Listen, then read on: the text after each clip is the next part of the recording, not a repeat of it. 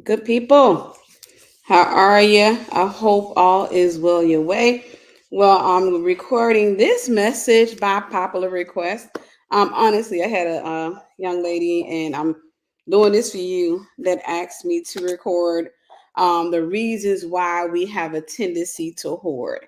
And I'm going to share with you what God shared with me. I'm going to share with you what God shared with me. So I'm going to give you four reasons why you may be hoarding things, and also, I'm going to give you a bonus. So it's going to be a total of five reasons why you may be struggling with hoarding. But as you come in, let me know you are in the room. Say hello, give me a shout out. Be sure to like and share as always. Always glad to see y'all. I can't be on here long tonight. I know I say that, but I do have a meeting at 9 o'clock. And being that I have only four of these, I don't expect to be on here an hour. Now, if I'm over here on here an hour, y'all get to laugh at me in the comment section, all right? But I don't plan on being on here for over an hour, not even for an hour, because I do have a meeting at 9 o'clock, and I want to make sure that I prepare for it. It's good to see all of you. Hello, hello, hello, everybody. All right. I'm going to talk about the four reasons why you may be struggling with hoarding. Now, just a little bit of a question while we're waiting on everybody to come in. How many of you, by show of hands, say you struggle with hoarding? And I know some of you are not going to answer because you're going to have a misunderstanding about hoarding. I'm going to give you a little clarity on that. Um, how many of you, by show of hands, can say that you struggle with hoarding? Black Diamond, I love me some you. Thank you, sis. God bless you. God bless you. How many of you, by show of hands? All right, all right, all right. Once we get about 150 people in here, I'm gonna tell y'all a little bit something. I'm gonna tell you a little bit of something about me. Um, right now we're almost at 100. Let's get a few more people. Sister Lakita, you're beautiful. I love, love, love, and appreciate you. I thank you. Let me just say this for those of you who always take the time out. A lot of you take the time out to sow. And if you don't sow, I still appreciate you. Don't get me wrong. But I'm saying that to say a lot of times that's really encouraging, right? So I just want to say thank you. I know I always give a shout out, but I always want to make sure that I'm giving you an extra shout out because you have no idea how much of a blessing you are to me. You have no idea how much of a blessing you are. So I want to say thank you. I'm letting you guys come in because I want to get to, I'm going to go ahead and start, but I'm going to give you a little bit of a confessional. Not much of anything. I think it's pretty much obvious what I'm going to say. But I want to talk about again four reasons why you hoard. And I'm going to throw a bonus one up in there. I'm going to give you a total of five reasons why you may be struggling with hoarding things. If you don't understand, now let me just make sure that I make this clear. And thank you. I'm seeing the show of hands. Awesome, awesome, awesome. I want to make this clear. When it comes down to hoarding, Brother Andre, I love you and I appreciate you. God bless you. God bless you. I appreciate you. I know that a lot of times when we talk about hoarding, we think about hoarders. So some of you who are struggling with hoarding, Mama Meadows, I love you. I love you. Good evening. A lot of times when we talk about hoarding, we think about that show Hoarders, and we think about junk and debris and stuff. Just that is an extreme case of hoarding. But a lot of people are hoarders, and they are organized hoarders. I happen to be one of those people that fall into that category of organized hoarding. And organized hoarding for me, organized hoarding typically looks like, if you come to my house, you will never know. Like, you would not know unless I showed you my collection of things. Like, I have a collection, and I can't even call it a collection because when I think collectors, I'm thinking about people getting stuff simply because, like that's these shoes here, that's those shoes there. No, I have a collection of shoes. I probably have well over 200 pair of shoes, but they're not, most of them are not name brand. They're just shoes. So I don't collect them to say, oh, that's this and that's that. I don't do that. I just so happen to have a problem when I walk into a store and I see a pair of shoes that I want. I get it. I bought two pair of boots today. I bought two pair of boots today. I went into the store. I saw some white boots and I said, I don't think I got some white. I got white, but it's got a black heel. I don't have none that's just plain white. So I got those. And I saw another pair of boots and I'm like, I can't believe these are a little bit, they're not my style, but I love the way they look. Maybe I had to come outside of my little safety place when it comes to dressing or what have you. Plus they're on sale. That is an example of hoarding. When it comes down to me, I've done that my whole life. Meeting place, I love and appreciate you. Thank you. Thank you. I've done that my whole life. So one of my old friends, I remember she told me, you're an organized hoarder. Why? Because I have a huge collection of perfume and body oils. And when I say collection, again, I'm not talking about I bought stuff and I'm like, that's that Apple perfume. That's that. No, a lot of that stuff is cheap. Sister Nikki, you're awesome. I love and appreciate you. Thank you, sis. A lot of that stuff is just stuff I walked in the store, did this, and I put it in my cart. That I've had a problem with that. Purses, I won't say that I'm extreme with purses, but I can honestly say I probably have 40 purses. So I'm not too extreme with that. Some of y'all would say that's extreme, but that's an example of hoarding. Hoarding is you buy a lot of stuff that you probably won't need, and at the same time, you have trouble letting it go. The reason I'm giving a definition is because some of you don't identify yourself as hoarders because you're like me. You're organized. You come to my house, you will not know I buy a lot of stuff. That gift of hoarding. Now, mine comes as a result of gifting. We'll talk about that. But for me, a lot of times I use my issue. That issue, I use it in my business. So my seal and logo company, I have over 1,000 seals and logos. I have over 1,000. So I can mass produce a thing because I have an addictive personality. And because I know I have an addictive personality, I'm very mindful of what I do with it. I'm very mindful of the fact that, for example, I can watch it. If I watch a show and it's good, I'm probably going to get addicted to it. So because of that, when people start saying, I watched this show, girl, I'm addicted to that show, I intentionally don't watch it. This is why I told you I never watched Scandal. I've never watched was it Empire. I've never watched those shows because I have an addictive personality. So I have a tendency I try to be mindful of where I target that addictive personality, right? I'm very careful. I try to put it in my business because I know I can put it on something. And I want you to hear me when I say this, because I have that addictive personality, and that's a part of my wiring.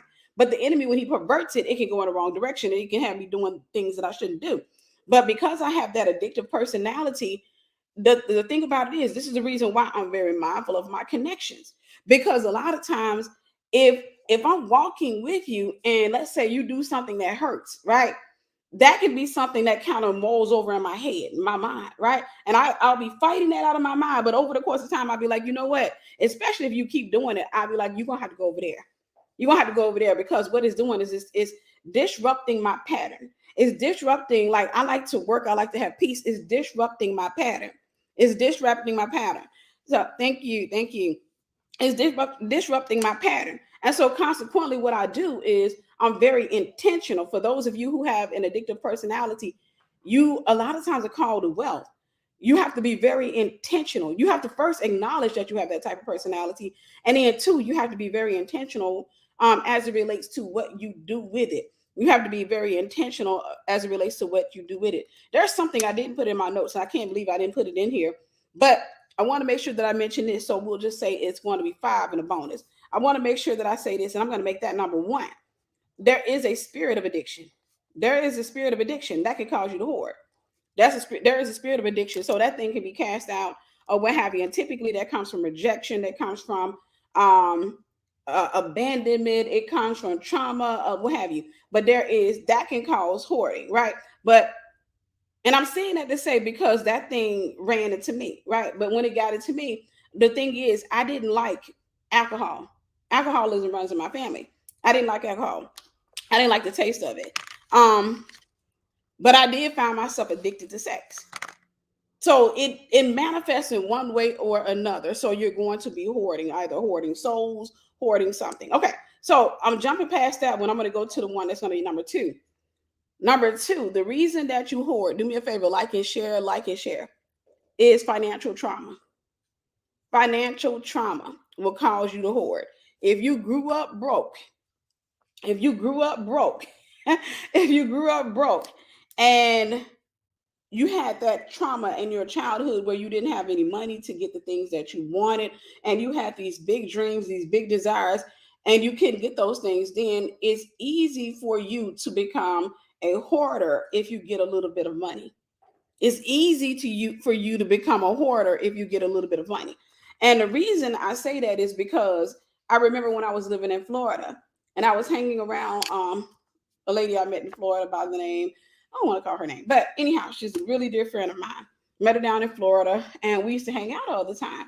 Now, she has a common name. I can call her name. Her name is Carol. Me and Carol used to hang out all the time. Carol told me when we went out, I would always just be spending, spending, spending. Right. And she said, you remind me of, and she mentioned a friend of hers, a guy friend of hers that she knew ever since she was little. And she said, you remind me of him because whenever I would go to the store, if I wanted something, I didn't deny myself. I would just sit back and say, okay, I get it. I'll pick it up, look at the price, and throw it in my cart. And even when we went out to eat, if I wanted something, I was going to get it. And she said, I think that's financial trauma. She was talking about her friend, this guy that she was friends with. And she said that, him and his wife, well, he got married, he came into town and they went out to eat. And she said when they went out to eat, he's successful now. He has his business. She said that they went out to eat. And while they're at the restaurant, he's like, hey, I'm paying for everybody or whatever. She said, okay. And she said, it came down time to order the appetizers and everybody was kind of divided. People were saying, hey, well, I want this, I want that. And he was like, no, okay, I'll tell you what. He ordered everything on the menu. He's like, let's get everything. They're like, no, this is too much. We're not going to eat all that. He said it doesn't matter. So basically, he had a buffet at the table. And so she said that was one of the issues that he had. But so she remembered that when he was a kid, he was incredibly broke. Now, her, on the other hand, she happens to be very responsible with her money. And she grew up in a well-to-do family. She grew up with financial stability and stuff like that. So she's very good. As a matter of fact, she went into accounting. So she's very good with her money. But she was talking about how, how it was whenever I didn't think about money. I didn't think about whether or not it was going to be a good purchase or what have you. As a matter of fact, whenever I went to the store, and I still do this to this day. Anytime I go to the store, a lot of times I overbuy food. And that comes from my childhood where we didn't have enough food. When we were broke. So I have a tendency to overbuy food. And as the expiration date, a lot of times I've thrown away a lot of food. As the expiration date starts to creep up, a lot of times I'll find myself giving away that food. When I lived in Florida, when Carol come to my house, I would give her bags and she would just be fussing while she's carrying those bags. She's like, this is too much. I don't have to go to the grocery store. But that was just my issue. I would give it away before it went bad. But for me, it's like I'd rather have it and give it away or throw it away than to not have it at all. So that's financial trauma. That's the number one reason, or that's one of the reasons why you may be hoarding, is because you grew up, you didn't have enough growing up, and that created that's number two, that created financial trauma. Financial trauma. Number three, unforgiveness, trouble letting go. If you wrestle with unforgiveness and you have trouble letting go, that will materialize itself in your natural life, right? So anytime, like if somebody hurt you and you have trouble letting go of what they did, you have trouble forgiving them, you have trouble casting down what they did in your mind. Now, let me say this. I don't always think that that's a trouble. I don't always think that is an issue of you having trouble forgiving. I think that's an issue of your wiring. I think that a lot of us are wired to, because of our graces and our calls, we are wired to mull over things. And so consequently, one of the things I've learned over the course of life is that positioning is important, especially for the builder. You have to be careful who you position close to you and who you position from afar. Because for me, I don't have trouble forgiving. It's easy for me to forgive, but it's not always easy for me to let go, if that makes sense. It's easy for me to forgive, but I'm going to remember. I will remember. And I'm sitting there like, and my guard is up. And because of that, one of the things I've learned is that that's distracting to me. And so when it comes down to people, I can love, but sometimes I'll just do this right here because I'm like, I need to have my mind. I need to be able to work on what God has given me to work on without being distracted by all of the noise around me. But whenever you have trouble with unforgiveness, one of the things I want to go ahead and mention is one issue with unforgiveness I've learned with people, because unforgiveness is not a feeling. Forgiveness is not a feeling. Unforgiveness is not a feeling. The feeling part is just the fruit of it. Forgiveness and unforgiveness is simply put a lack of understanding. So whenever I asked the Lord, I said, Lord, help me to forgive. Help me to forgive. For example, when it came to my parents, I said, Lord, help me to forgive my parents. Help me to forgive them. And what God did was, I was looking for a feeling. He didn't give me a feeling. He gave me a perspective. He gave me a different perspective. So rather than me looking at, for example, looking at my mom and thinking about, okay, you took me through this and you took me through that. And let me say this, my mom was an amazing mother, right? She was good in so many ways. I'm pretty sure had I had kids when I, got pregnant or what have you, if I had had kids, my kids would have had some trauma with me. But I'm saying that to say, a lot of my childhood trauma, it was, I was a little bit frustrated with my parents, and I would typically bring it up to them. I would sit back and say, y'all did this and y'all did that, or what have you. When I asked the Lord, Lord, help me to forgive my parents, what God did was he took me up. And what that means is, I think of it this way. Typically, when you're looking at a parent, you're looking up to them, and when you're grown, you're looking kind of relative to them. So you can only relate. And because you can't relate, all you can think about is, I would never do that to my kid. That's where unforgiveness comes from. How could you do that to me? That's not in my heart. I would never do that to my kid. So what God does is he takes you up. He takes you to a higher place in thought. And what that higher place does is, I no longer just see my mother or my father. I can see into their past. Am I making sense? I can see into their past. So I no longer just saw my mom. I saw into her past. I saw in her childhood. All of a sudden, the stories she told me, because at first they were just stories. I had heard those stories a million times before. Yeah. Mama did this. You had this chase you when you were a kid. You said you had this. She had all these encounters when she was a kid, including being chased by a pig. With that, where and they don't know where the pig went, but she believes that she was chased by a pig. All of those things my mom used to tell me the story. When God gave me a different perspective, all he did was he took me up and he allowed me to see, your mama been fighting with spirits her whole life. Your mama got childhood trauma. Your mama went through some stuff in her childhood. And so because of that, she did the best she could with what she knew.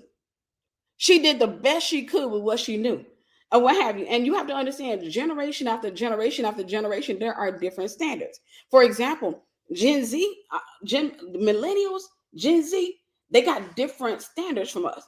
For me as Gen X, I want to whoop Gen Z and whoop Gen Millennial. It's not all of y'all, but some of y'all. I'm just like, y'all, a lot of y'all are disrespectful, because that, according to the culture of my generation, we said, yes, ma'am, it's embedded in me. Yes, ma'am, yes, sir.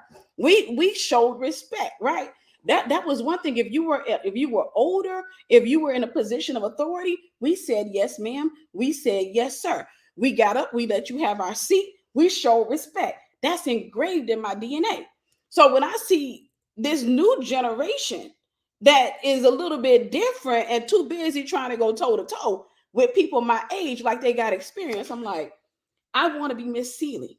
I am not lying. I want to be Miss Seeley. I want to sit there and just rock. God, give me extra years so I can sit there and rock and watch them get knocked all the way off of their high horse and be like, you don't like it down there, do you? If it don't feel good down there, do you? Get up, stop crying, wipe the snot off of your nose.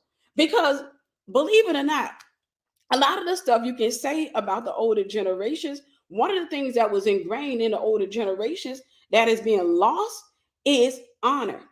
We had nothing but respect. And when you start losing honor and respect, you are on a downward spiral. I am not lying when I say that. Brother Andre, go to a corner. You are on a downward spiral. The moment you lose that, the moment you can sit on a bus and an older person come in and you sit up there, she can find a seat or he can find a seat. The minute you start thinking like that, you can bet your about golly, wow, you are in a dark place. You are in a dark place. It was ingrained in us.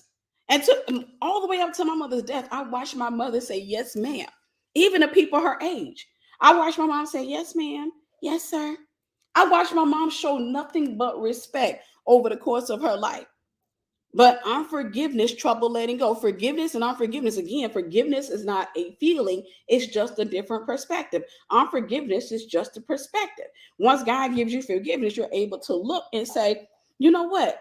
I have passion for my mom. I had compassion. I thank God that God took me and gave me that perspective years before my mom passed, because when my mom passed, we had a really good relationship. We had a really good relationship. We talked on the phone really, really often. All right. Number 4, you're called to the apostolic. This is one of the reasons why you may be hoarding. You're called to the apostolic, or you may be in an apostolic ministry. Let me explain it. Apostles are builders, and builders have a tendency to linger. Builders have a tendency to linger around a set of issues, because if you're building a building, you're going to linger around that building until it's finished, right? If you're building something, if you sit back, love you, brother, how are you? I love you. Surprised to see you here. But if you, and that's my big brother, y'all. That's my big brother. But if you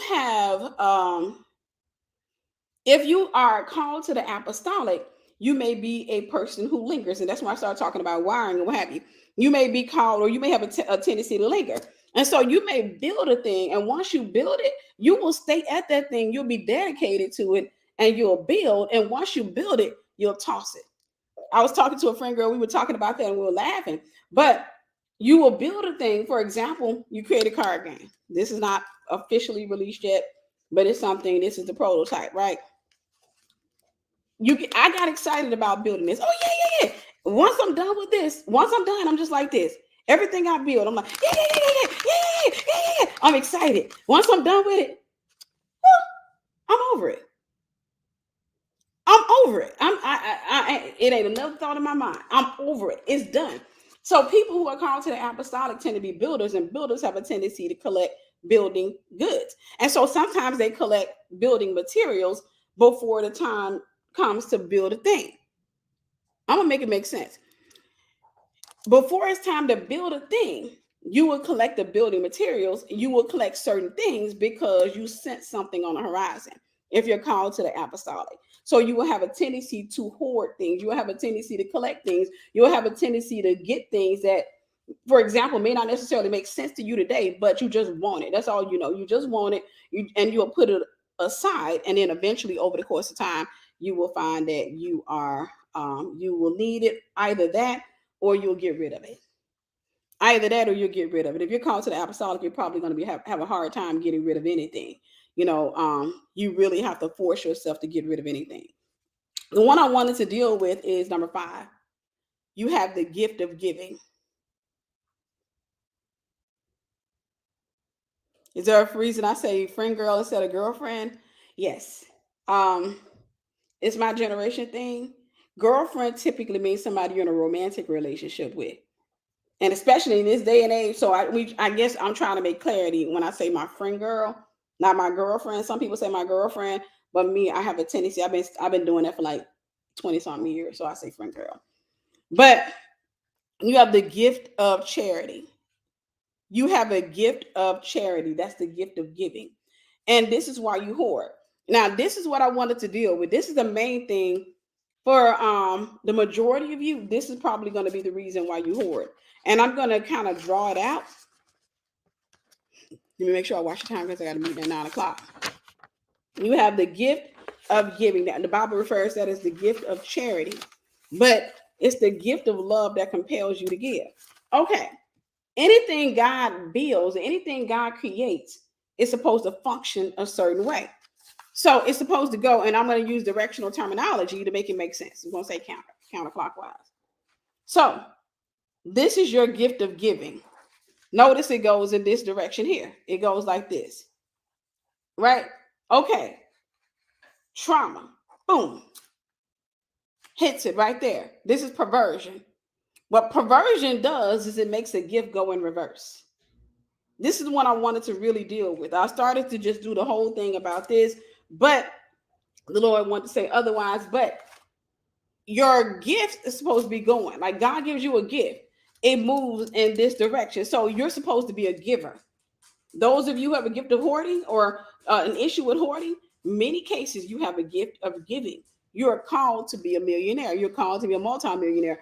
You're called to the mountain of the marketplace mountain, or you're called to wealth in some capacity. Now, one of the things I was talking to my friend girl about one day was the fact that most of the people that are called to the marketplace in the church, there aren't too many people who have ascended that particular mountain.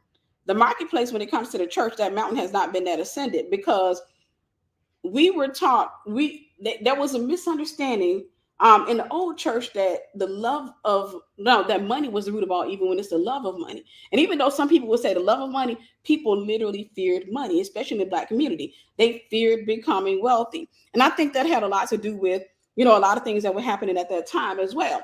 But it's typically the result of trauma. So for me as a minister, for example, I build, I create. And a lot of times I may deal with people who say, oh, it's people like you're not supposed to do that. For whatever reason, there are a lot of religious Christians who still think that the church and leaders should be broke. They won't say it out loud. They'll just criticize you. They'll criticize you for buying nice things. They'll criticize you for wanting nice things. They'll criticize you for anything. But what they're not really saying out loud is, I don't think you should have anything. I think you should be broke. That's demonic. That's the spirit in those people. Okay. You got to give. And instead of me using this right here, let me do it this way. All right. Let me see if I can do it this way. If y'all can see it. Your gift is supposed to be going in this direction. When God created it, should be a straight line. It should be going in this direction. This is the gift of giving. This is the gift of giving. The reason God gave you the gift of giving is because whenever you give, you're sowing a seed. It authorizes him to return, to give you a blessing back. It is the law of sowing and reaping. That way he can empower you. And it also breaks your relationship with money. Because in order for God to make you wealthy, he has to break your relationship with wealth and money. He has to destroy your relationship with that stuff. Meaning you can have money, but it can't have you. You can have money, but it can't have you. I was telling who was I talking to? I was talking to somebody about that the other day. And I was talking about how I get a lot of offers, for example, nowadays in my inbox from people saying, these companies saying, hey, we want you to advertise our product on your channel. We'll give you a free camera. We'll give you a free. And I said, I just don't know how to act. But I have yet to take any of those offers.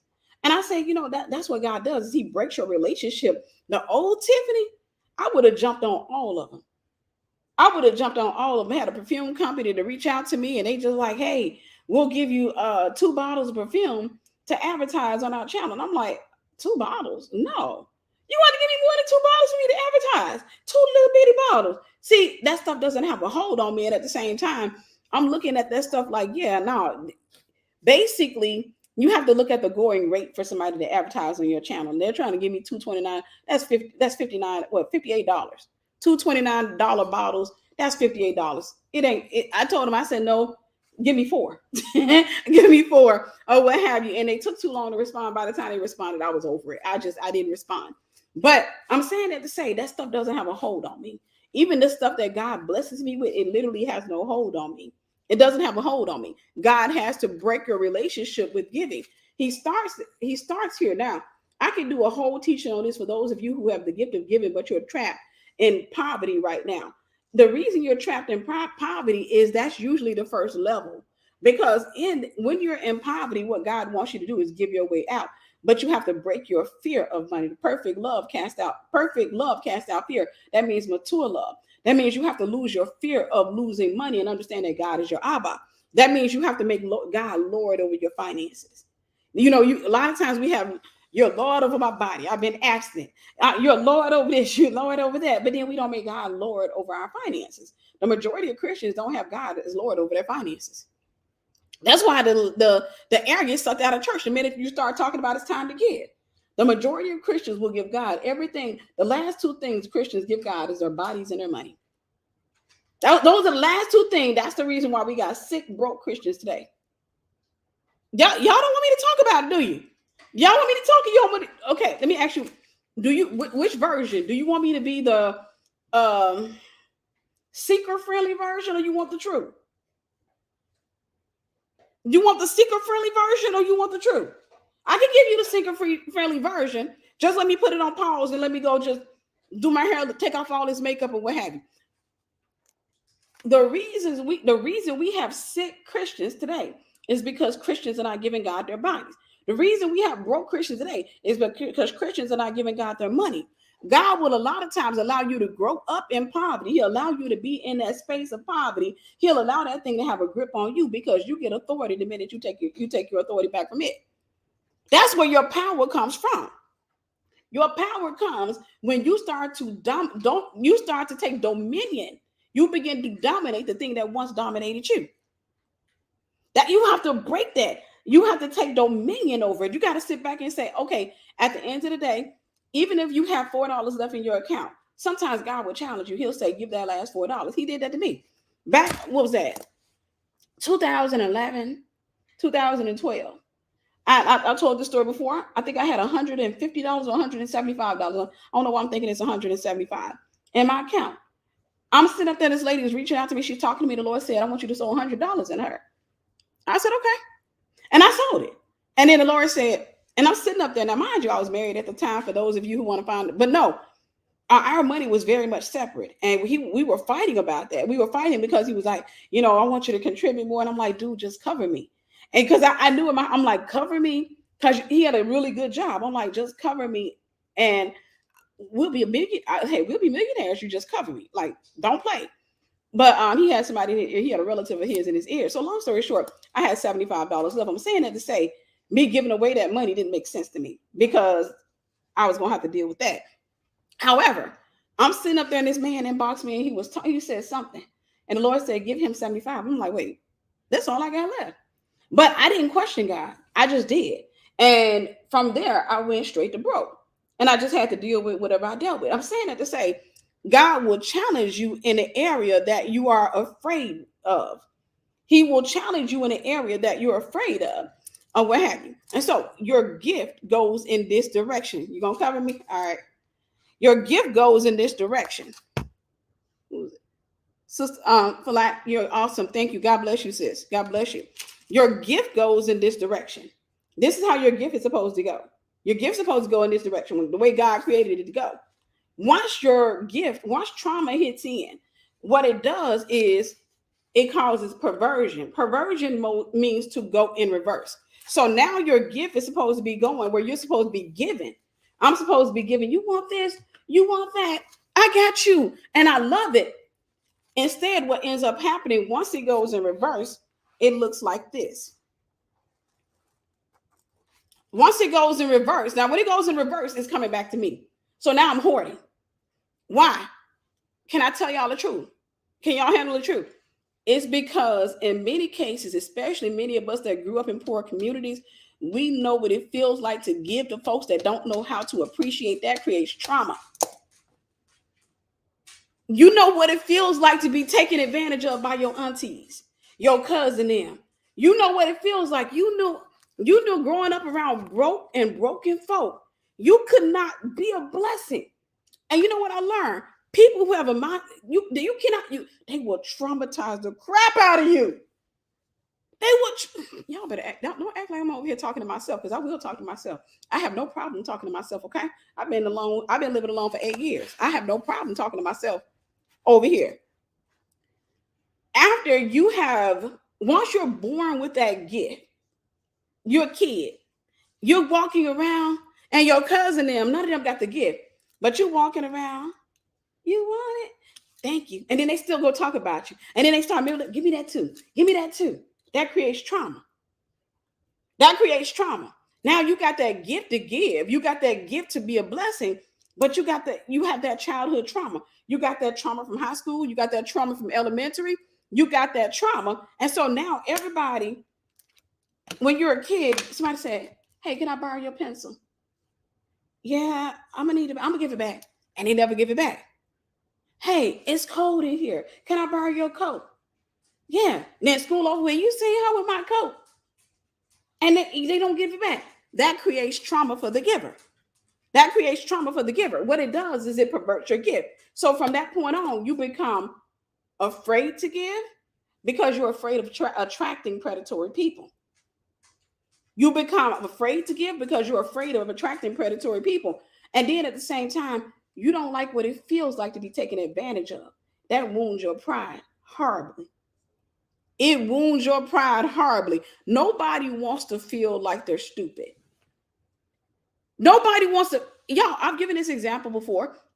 You get your cousin, let's say your cousin Maybell come over. Maybell come over, you like, hey Maybell.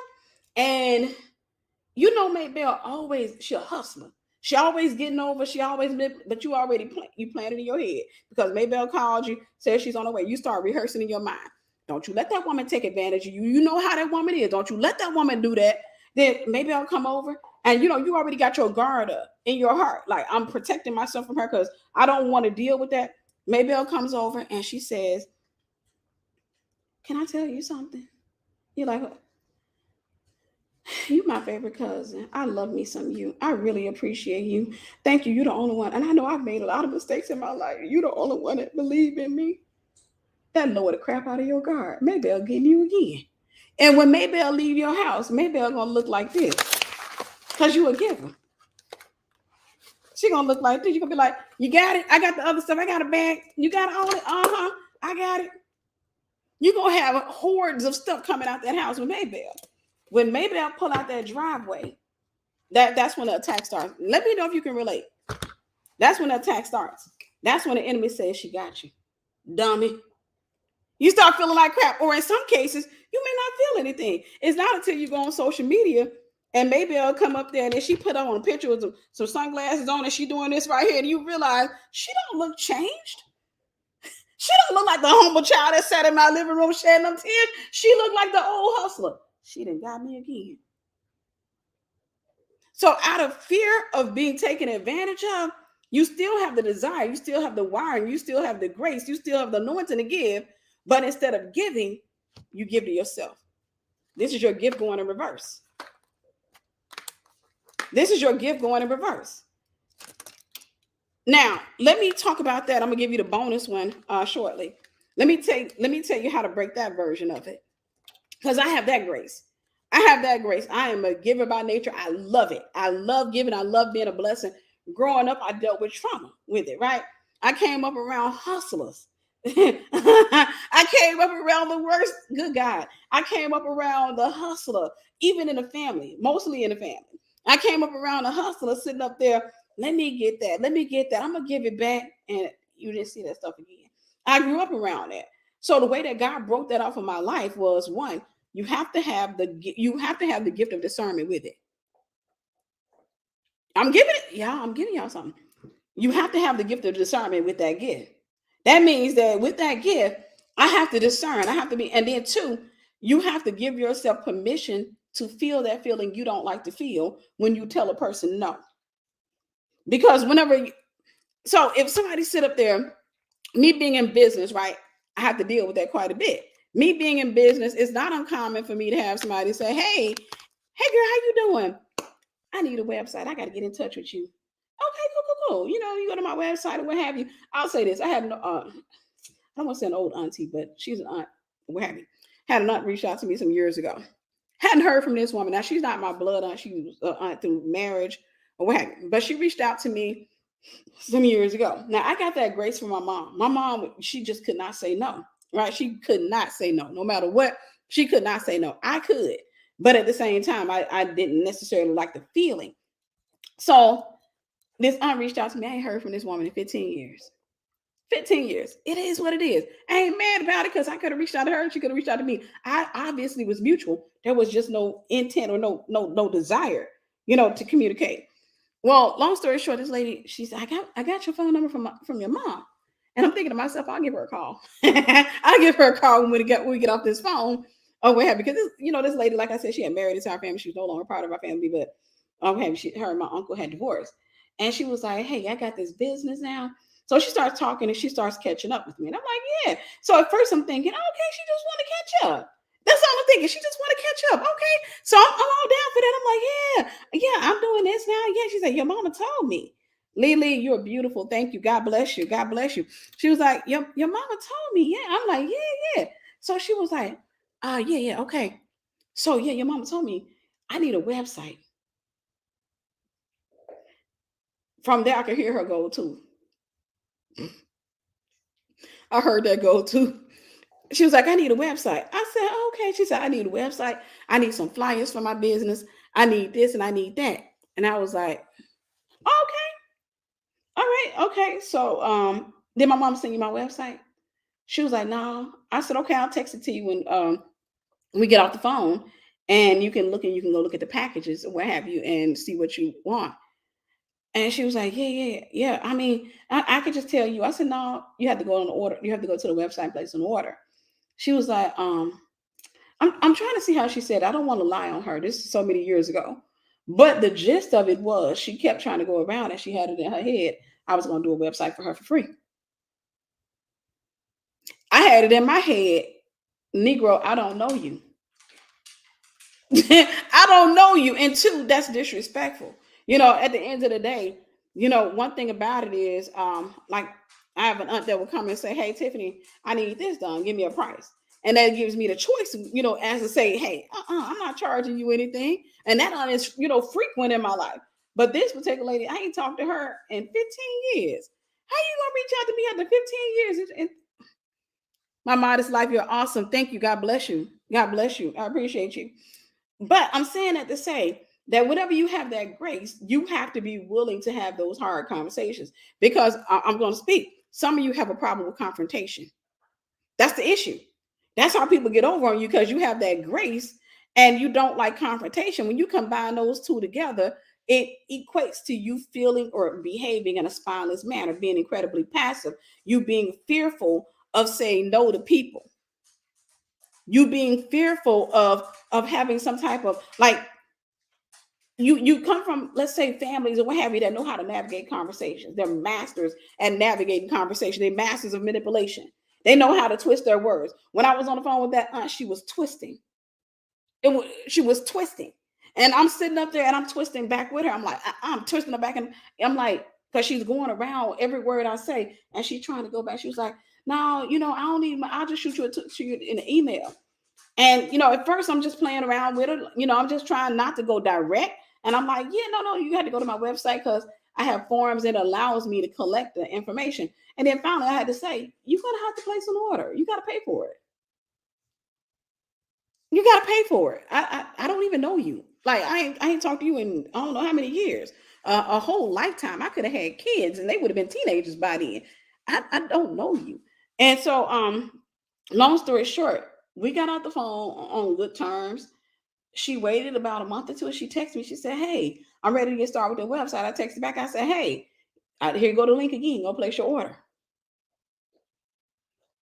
When you grow up around people with that mentality where they twist, because there's a lot of twisting. When they're twisting and all that, and you're going through all of that stuff, a lot of times you find it easier to just stay to yourself. You isolate rather than having to deal with that. But God said, be wise as a serpent. You literally have to learn how to deal with that.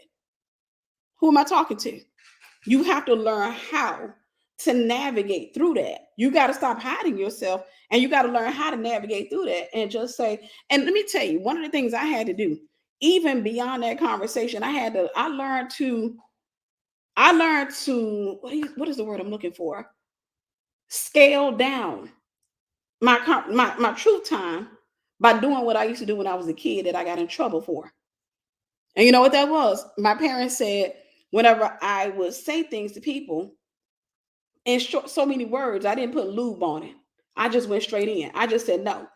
Because American culture is, well, no, I mean, and you got to go all in. And I stopped doing it. And that's 20-30 minutes of playing around, playing with your words or what have you. I stopped doing it. And I started scaling down because I started valuing my time. Because I'm like, this person standing in front of me knows what they're doing. They know the game they're playing. They know they're being manipulative, all that. I learned to scale it down. I'll start off. I'll try a little lube every once in a while. But I'll scale it down, but after that, I'm going in with the hard truth. I just say, child, you're going to have to pay me. You get in business for a while, trust me, you'll get real direct, especially when it comes to the world of business. You're going to have to pay me. And it's funny because every friend that I have, that every person I know that's a business owner that's been in the world of business for a long time, they scale down their conversations because you start valuing your time a lot more.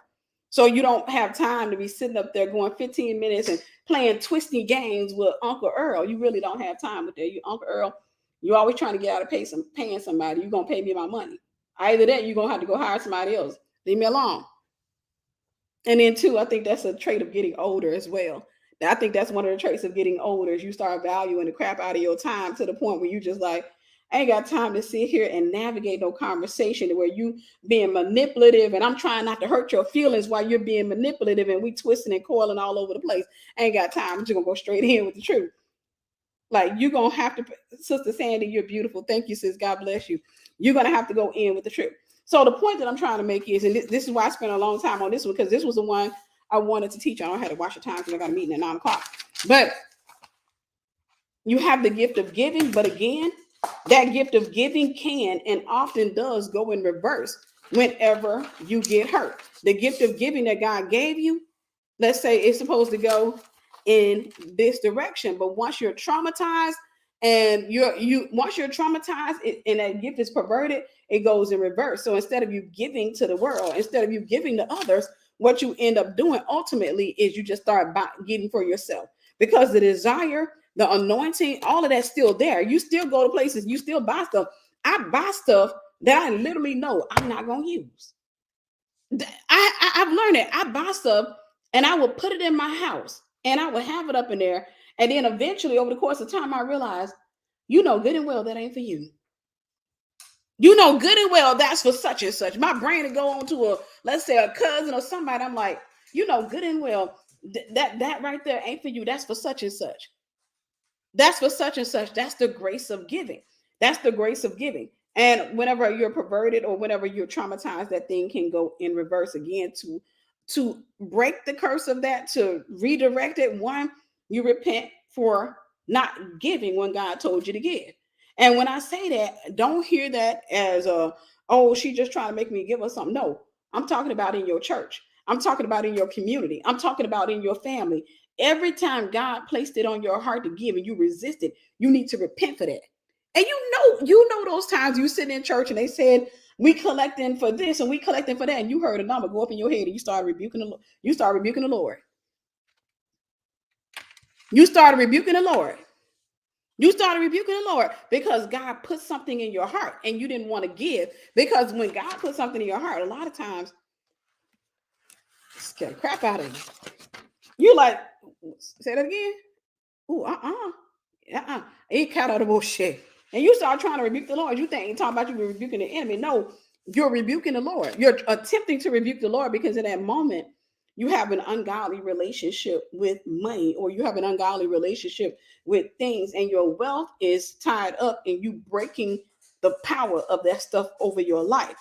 You breaking the power of that stuff over your life. Once you break the power of that stuff doesn't have a hold on you. You get the stuff because it doesn't have a hold on you. You can go to the store, you can buy the stuff, and it's not going to have a grip on you. It's not going to have a hold on you.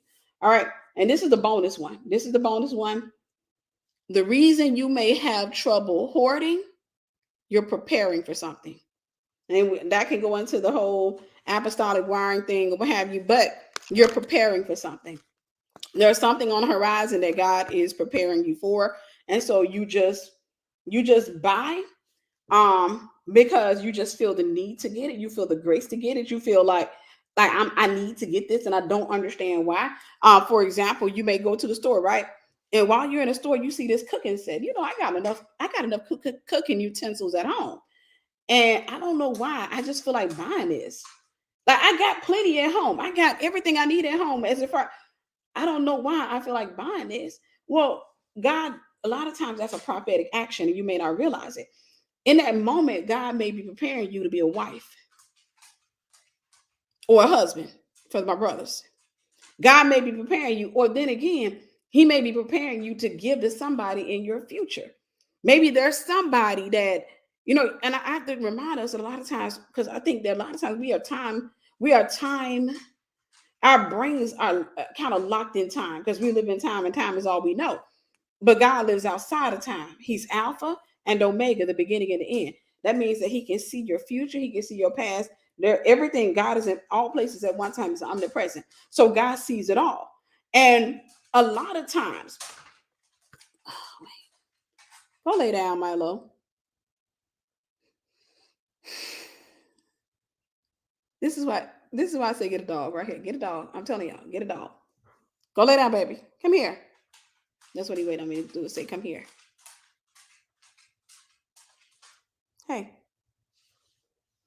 All right. I love you, okay? No, lay down. Where's your treat?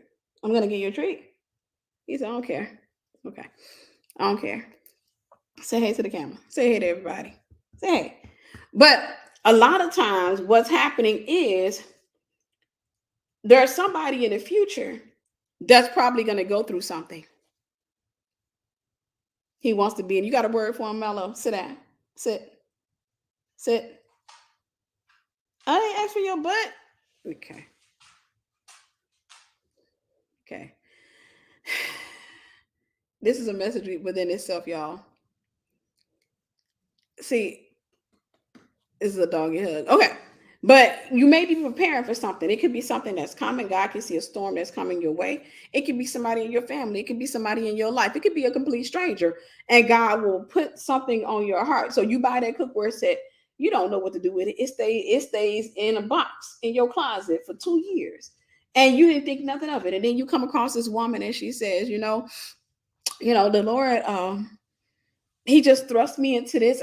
She said she lost everything. She had all these things going on in her life. And she's like, I'm starting over from scratch and I ain't got this and I ain't got that. And you look and say, girl, the Lord been preparing for you.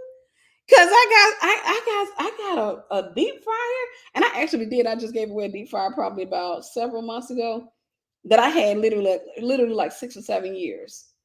A deep fryer and what do you call those things?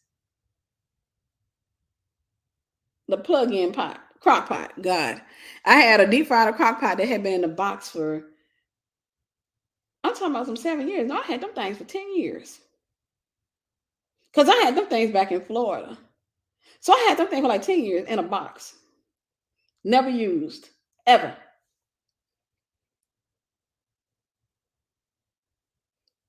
Thank you, Sister Alicia. But never used. And I eventually gave it away. But sometimes God will have you to buy stuff. God will give you stuff because he's preparing for somebody that you're going to intersect with in the future. Doesn't mean that they're going to be a permanent part of your life. I don't even remember who I gave that stuff to be honest with you. But it's somebody you're going to come in contact with in the future that's going to need that. And so you can afford it today. And sometimes God will have you to give you the grace. You'll come across a sale. This is why I don't disregard sales. Regardless, I learned that from the older generation. While you be smart with your money, I don't totally disregard sales. If I go in the store and I see socks on sale for 50 cents, I'm getting those socks. I don't care if they giant men's socks. I don't know who I'm buying them for. I don't know I will buy them socks. Okay. I will buy them socks. When my husband, when I get married, I'd be like, oh, I got some socks for you. Now, personally, I don't have any socks, but that's just an example. I will buy those socks. I will buy that kind of stuff. And at the same time, they make great gifts. They make great gifts. So a lot of times, y'all, I'm gonna give you a little financial wisdom. A lot of times, y'all go broke for Christmas.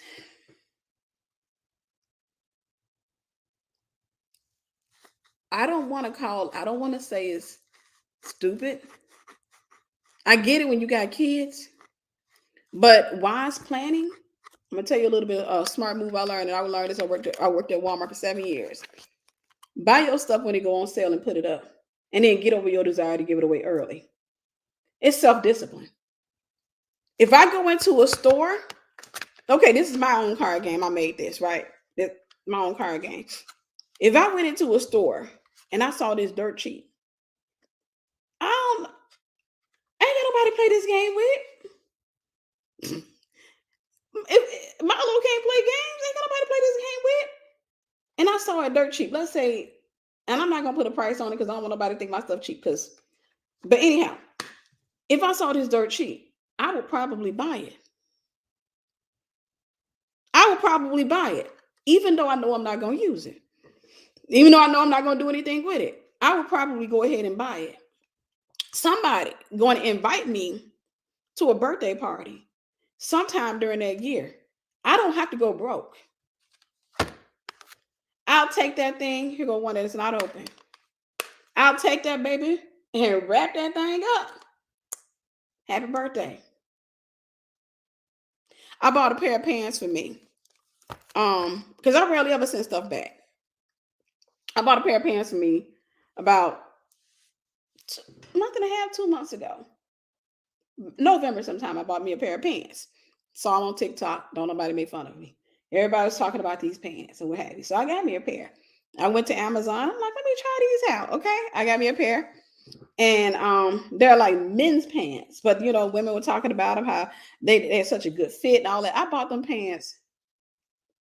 I couldn't fit them things. They wouldn't close. They were too long. Two, I couldn't get them. I couldn't get them past my knees. I couldn't get them up. And I get a pretty big size, but they ran small. That was the consensus or what have you. So I thought they didn't go up. So long story short, I thought about my friend girl. I said, well, it looked like she could fit them. So I called her. When she came over to my house, I said, Merry Christmas. I gave her something else too, but I was like, Merry Christmas. I don't throw stuff away. I rarely ever send stuff back. I just find somebody to bless with it. That's my gift. I had that thing. I literally had it on my couch over there for over a month. I had it folded up with it in my mind to grab it on my way out of church because she go to the same church as me, to grab it and bring it to her church. And I kept forgetting because I had it so concealed. What happened when she was coming over to my house? I was like, here. And she was like, I can't fit these. And she tried them on. She said, I'm mad I could fit them. She could fit them. That's what the older people used to do. You went over to their house, they would have a whole collection of stuff that they would give you. I had an Aunt B. Aunt B used to give us a lot of stuff every time we went over her house. She used to give us a lot of stuff every time we went over her house. She would just buy stuff. She would just buy stuff. So one of the last reason, again, that you're hoarding, this is the bonus, you're preparing for something. Don't try to figure out why God tells you to do a thing. Just know that he'll explain it later. I'll say it this way. God gave me a domain name. I want to look it up. I want to look it up. I don't want to lie, but I don't know how long it's going to take me to find the. So God gave me a domain name, and I want to say 3 years ago. I'm going to see if I can look so I won't lie to the Lord's people. Hold up.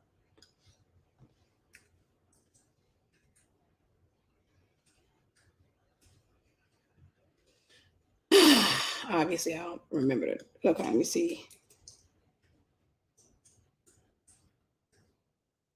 If this is the password. No, okay. If this is the password. No, okay.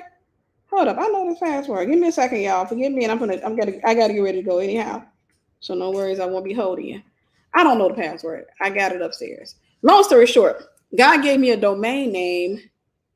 I know another way to look for it. All you gotta do is go to whois.com. And you type in the domain name. See, this is a benefit of working on the internet, is that you learn some stuff. Type in the domain name and you wait. It says it's taken. Click on who is. And it was purchased in 2018. So that was almost 5 years ago. Wow. Yeah, it is 5 years ago because it was purchased in January. God gave me a domain name 5 years ago. I am literally in shock at this. But he gave me a domain name 5 years ago in 2018 called Vision. I didn't know what that was about. All I know is I heard the Lord speaking. He said, buy Vision, VISIIION.com. That's it. I checked it out on GoDaddy. It was available. I purchased it. I purchased the domain name. I had no idea what I was going to use it for. I had no idea, nothing, like genuinely nothing. The Bible says we prophesy in part. This is a prophetic move. Sometimes God tells you to do a thing, but he doesn't tell you everything, right? He doesn't tell you what you're going to use it for. And some of you, your problem is you keep trying to make sense of God. You keep trying to fit God into your understanding, which is why you don't move when he tells you to move. You keep on wanting things to make sense to you. And God's, hey, don't do that. So long story short, 5 years ago on January 11th, I was trying to see if I had my anniversary 5 days ago. Yeah, 5 days ago. But he told me to buy Vision. I bought vision.com, not knowing what it was about. I had no idea what that domain was going to be for. The next year, it came time to renew it. I still didn't know what it was for.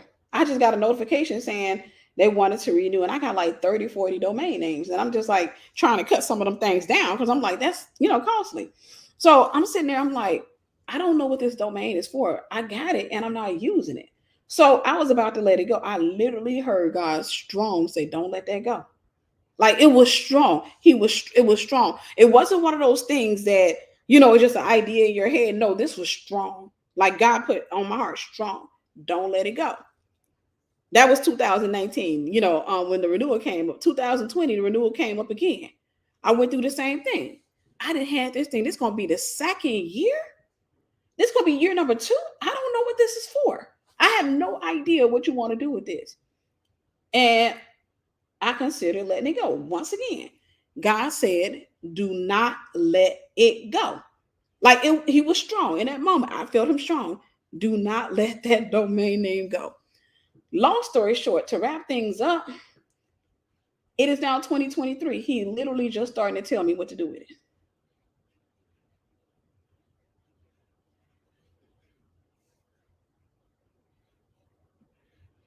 Thank you. It's 2023. He's just now telling me what to do with it. You got to stop trying to make sense of the Most High God. You can't fit him into your understanding. You can't fit what he tells you to do. He'll tell you to go mow the neighbor's yard. You have no idea why he's telling you to do that. He'll tell you to go out there to a car lot and look at a car you ain't got no money for. He'll tell you to go look at a house you ain't got no money for. He'll tell you to look at properties in another country. He'll tell you to do things that don't make sense to you. It takes faith for you to move on that. It doesn't make sense. I'm sitting there every year like, why am I renewing this domain? I'm literally not using it. Because every year when I'm going through my domains, I'm like, that can go, that can go. That was impulse buying. That can go, that can go. He literally just told me what the domain is for. I just got the revelation this year. 5 years of me having that domain, just constantly paying for it, and it's parked for 5 years. Parked for 5 years. He's now just literally giving me the revelation. 5 years of me having that domain name, not knowing what it's about, not knowing what it's for. 5 years. And he just now telling me, okay, let me tell you what vision is. That's obedience. When God told me to move here to Georgia, it didn't make sense. God is not going to say anything that makes sense to you. God will tell you some things that make sense to you because you can make sense of it in your head. But for the most part, when God is talking to you, God just tell you to do something. He don't explain it. He said, lean not to your own understanding. He's not going to explain it. He just sit back and he say, you're moving to Georgia, which is what he did with me. He had prophets and prophetic people saying, you're moving to Georgia. And I said, okay. First, I stepped back and I said, I started making, and I started going into negotiation. The first time I started getting that prophetically, I went into negotiations with God because I was married at the time and I had an in-law that lived in Georgia and I wasn't coming nowhere near that woman. I was like, you're going to have to move her. You got to send her back to her country. You got to do something before I go there. And God was like, no, I'm going to deliver you from that man. I didn't know it. But I'm saying that to say, when God moved me to Georgia, when he told me I was coming to Georgia, God didn't explain to me. He didn't explain to me. He didn't break it down. He didn't make it make sense to me. He just said, you're moving to Georgia. He left the rest up to me. And the rest looked like me. Brother Darnell, you're awesome. Love and appreciate you. Thank you. He just left it up to me. And when I say left it up to me, he didn't leave it up to me to make the decision. I'm sitting up there. I did like most people. I just filled out the blanks in my head. I said, okay, I'm moving to Georgia. God moving me here for ministry. I pretty much just kind of knew that part. Like God is moving me here for ministry, all that. Another thing, when I was getting ready to come to Georgia, and y'all know the story, when I was getting ready to come to Georgia, I started getting all these prophetic words and, oh, your husband's in Georgia. Your husband, you're going to meet your husband in Georgia, all that stuff. I'm going to tell y'all something to the single women before I get out of here. Stop chasing them prophetic words about your husband. It'll cause a delay in your life and frustration, unnecessary frustration. Just focus on doing what God told you to do.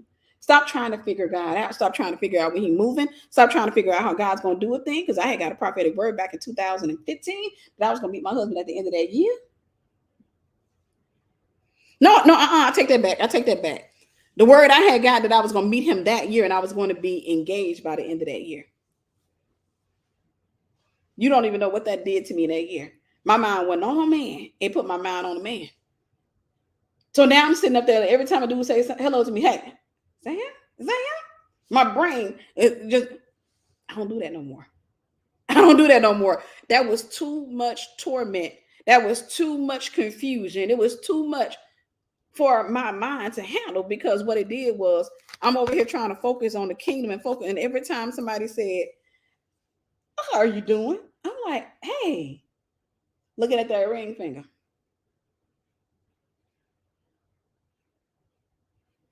Looking at that ring finger. I had to get past that. I had to get past that. So you got a grace to give. I'm just going to tell you, when you go to church on Sunday, start tapping into that grace. When you see somebody that's homeless, tap into that grace. Stop trying to make sense of giving to a homeless person or anybody. Stop trying to make sense of it. You got to understand it has nothing to do with, well, I ain't want to do nothing for him because he on drugs. And show the love of God. Show the love of God. Y'all know the story when I talked about, I'm not going to tell the story in its entirety, but when I came across the guy that was dressing in drag, I asked him, I said, are you going to buy drugs with this money? When he asked for his money, when I went to a gas station, he's like, he told me he was on drugs. He said, but no, I'm hungry. I haven't had anything to eat. And the act of me giving, it activated the prophetic. So as I'm reaching into that little thing, right, all this chain, I like $10 in change. As I'm reaching into that, God came all over me, and I began to prophesy to that man. That man standing there with a blonde wig on and a dress on, whatever he was on, crying like a baby. Crying like a baby. And I'm sitting there, I said, that's not who you are, and you know that. And I just began to prophesy. And that man sat back and he was, that is the reason why you have the grace, the gift to give. It's not about making people rich. Y'all got to start thinking like that.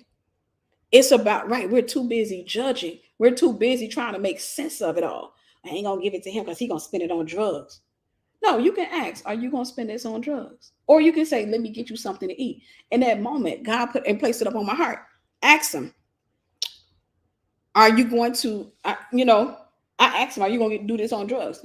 Spend this. I said, no, I didn't say. I said, are you on drugs? He said, yes. He said, I'm not going to lie to you. Yes. He said, but I'm not going to spend it. He said, I ain't had nothing to eat. And I don't remember how many days he said. And as I'm reaching and I'm getting it, the Spirit of the Lord came upon me. Well, not just upon me, he's in me. And I just began to prophesy over that man. I said, that's not who you are. God's going to give you a wife. You're going to have children with your wife. All of that, I began to prophesy. That man started telling me his life, how he had been molested by his stepfather, beat by his stepfather.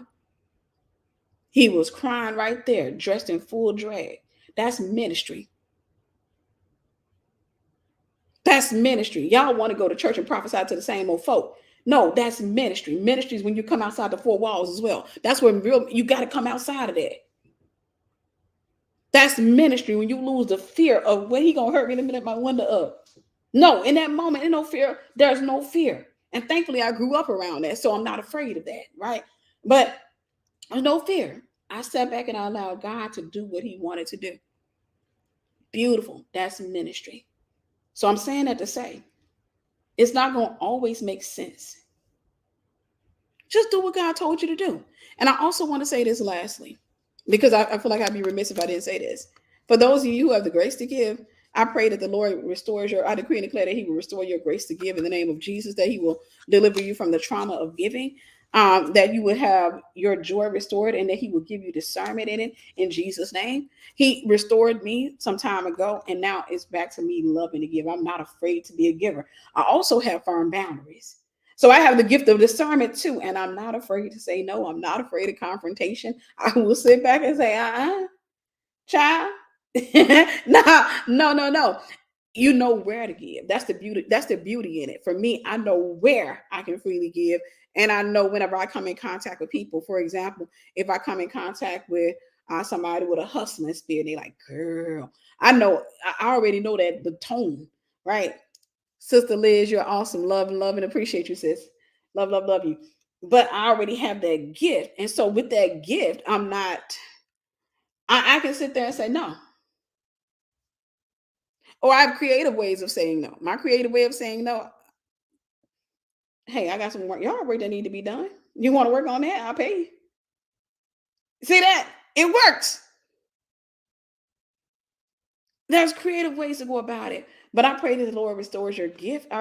Pray that He restores your joy. I have joy in my giving. I have joy in my gifting now. At the same time, I have peace in giving. I'm not afraid. I'm not traumatized. I'm not afraid of being a giver, because at the end of the day, whenever I come in contact with people, I already know, okay, this is the person in my life I can freely give. And then if I come in contact with somebody, for example, you as a business owner, I may come in contact with my hustlers. When I come in contact with a hustler, I'm like, child, go to my website and place an order. You want a logo? Go place an order. Girl, nothing. Stop. Go place an order, or what have you. And I have confidence in that. I'm not worried about being people being mad at me. That's not something I put in my head, because at the end of the day, anybody that gets mad at you for saying no is not for you in the first place. Right? I love me some y'all. When I'm about to say the benediction, so y'all gonna see Milo come on out of there in a minute. How do you overcome the guilt? Honestly, you ignore it. It's just you have to let it linger. Like, the guilt is a feeling. One thing I've learned to tell my feelings is that you're not my God. I speak that to my emotions all the time. You're not my God. I think I think a lot of times we allow our emotions to lord themselves over us. And when you allow your emotions to lord themselves over you, you will do anything, including dishonoring God or dishonoring the protocol of the kingdom, in order to not experience that feeling. I've learned to just allow myself to experience that feeling until it loses its grip. So that feeling no longer has a grip on me. As a matter of fact, I allow that feeling to squeeze revelation out of me. Because anytime I feel that feeling, revelation comes out of me, never fails. Every time I feel that, revelation comes out. Anything that puts pressure on me causes revelation to come out of me. So I've learned to allow that to squeeze the revelation out of me, rather than me trying to avoid a feeling. Because I think a lot of us, we spend quite a bit of our time, and I'm glad you asked that, because a lot of people on here right now, that's the issue that you've been struggling with, is you keep trying to avoid a feeling. You don't want to feel taken advantage of. You don't want to feel hustled. You don't want to feel, you keep trying to avoid a feeling. And that feeling in many cases is pride. You got to feel it. When the God took me through deliverance from pride, He let me feel every ounce of it. Y'all, if I could ever imagine what hell felt like, if it didn't feel like pain, it feels like pride. Because I'm going to tell you right now, when I got delivered from pride, y'all heard me say this before, it was the hardest deliverance I've ever had to experience. When I got delivered, when I was going through deliverance from pride, because when it comes down to pride, thank you, L4H, God bless you. When it comes down to pride, everything in you is moving, and God is telling you to be quiet and be still. And it ain't easy, especially when you have that thought in your mind, or even the enemy could be there if you're in need of deliverance, telling you you can actually handle this. Yeah, I was so used to handling things and handling people. And when God had me in a situation, or God allowed me to be in a situation with my ex, and he was talking, and God told me to be quiet, and everything in me was moving, and I'm sitting there trying to be quiet. And then it's almost like his balls got bigger and he got bolder, and he started saying stuff that was just, ooh wee, ooh wee. I started rocking. And when I started rocking, them tears, and I didn't realize I was manifesting, because I was literally listening to God tell me what to do, and I was manifesting that demon. It was manifesting. So I in that moment, that spirit was saying, I can handle him. Pride was also saying that I can handle this situation. I could fold this dude. And this one, we never had any type of physical encounter beside me getting mad and pushing his head maybe once or twice. Other than that, we never had a physical encounter. I pushed him once or twice. When we first got married, and he decided to show out and get in my face trying to, and I was like, oh, you stepped to me, bro. Long story short, God made me sit there while this man was saying some of the craziest stuff. And he was saying it with a smile. Only women understand that. Somebody standing there talking crazy. Everything in me was moving. Everything, that's the best way I can describe it. Everything in me was moving, But God was telling me to be still. He was separating me from that spirit. And it was the hardest deliverance I ever had to go through, because in that moment, I literally could see pictures of what I wanted to do to that guy. In that moment, and it's like that spirit was saying, I could handle him. You can fold him up. You already know how to fold. Oh, his balls are getting bigger. He's getting bolder. You just sit here letting this happen. And then that spirit starts making you feel like you're stupid. You're stupid. Look at you. This man talking crazy and you sitting here. Oh, you just stupid. That was pride. And pride was talking crazy to me. And I'm going to tell you right now, pride almost got that man throat checked. But by the grace of God, I sat there. And then the Lord told me, he said, I go in the room and baby. I'm saying that to say, in closing, because I got to meet now, y'all. I told y'all. But I'm saying that to say that a lot of times when God is delivering you from something, especially with those feelings. Sister Lynetta, you're beautiful. I love and appreciate you. Especially those feelings when he's delivering you from something. He will tell you to do something that doesn't make sense to you. And it's the hard thing, because pride is typically going to be the first spirit because it's a guarding spirit. And you will feel it. Oh, baby, you will feel it. I had thick pride. And I felt every ounce of that thing. And as God was delivering me from it, I felt it. I felt like a fish that was being, like, you taking the scales off a fish. That's what I felt like. And in that moment, it just didn't make any sense for me to be still. In that moment, it made sense for me to get up, like I said, and throat check this dude. That's what made sense. In that moment, I wanted to get violent in that moment. And the more I sat there, the more violent I felt, the more angry I felt. But what God was doing, he was taking me through deliverance. He was taking me through deliverance or what have you. So I'm saying that to say, whenever God tells you to do a thing and you do it, and then you start feeling bad, that is a form of deliverance. Just don't move. Just keep doing what God told you to do, and don't obey the feeling. Allow yourself to feel the feeling, but don't obey the feeling, so that God can get the glory out of your life. All right. Amen. Amen. Okay.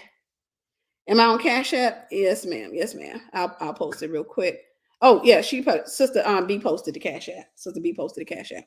I love y'all. I genuinely appreciate you. Appreciate y'all. And I shall talk to you soon. Hey, listen, if you didn't watch yesterday's message, go back and watch it. Y'all tripping on the messages. Make sure you're getting all the revelation that you can, guys. In this season, don't skip, don't pick and choose what you want. Don't say, hey, I want the Skittles on the plate and I want the cake and all that, but I don't want the other stuff. I don't want the meat. Get the meat with it. All right. Love y'all, and I'll talk to you soon. Bye. Milo, you there to get a benediction? He said, "You start putting me on spot, y'all." That shows my camera. Hey, I love y'all.